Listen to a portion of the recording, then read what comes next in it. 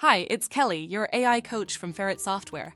Today I want to show you how easy it is to set up delegation of authority limits in FactWeb. Please note that delegation of authority limits can only be set on the browser version of FactWeb, and you need to be an administrator to add these. When logged into FactWeb in your browser, first click on your initials on the right-hand side of the screen and select the Control Panel option.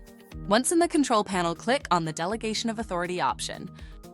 To add delegation of authority limits, first you need to set up the levels at the top of the screen. You can add as many layers as you need to and apply different limits for invoice transaction limit, invoice monthly limit, purchase order transaction limit, and purchase order monthly limit. To add a layer, simply click where you want it to sit in your existing structure and click the Add button. Then highlight the new group, and on the right-hand side, you can rename this.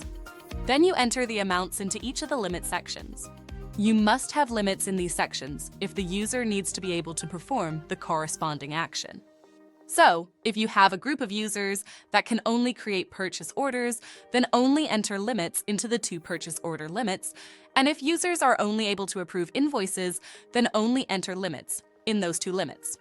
If you want to, you can select the option to always delegate to the next level. This is only used where you require items to go through multiple approvers. Anything approved by users in this group will then go up the levels of authority until it reaches an approver at a level where this setting has not been applied. Now it's just a matter of scrolling through your staff list and ticking the members that are to belong to this group.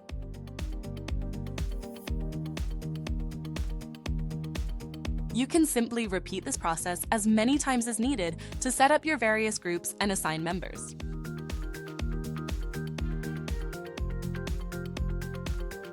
Once you have finished, remember to click on the Save button to save your changes or additions.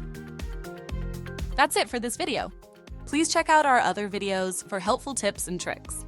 If you have any questions, please reach out to the support team at helpdesk@ferretsoftware.co.nz.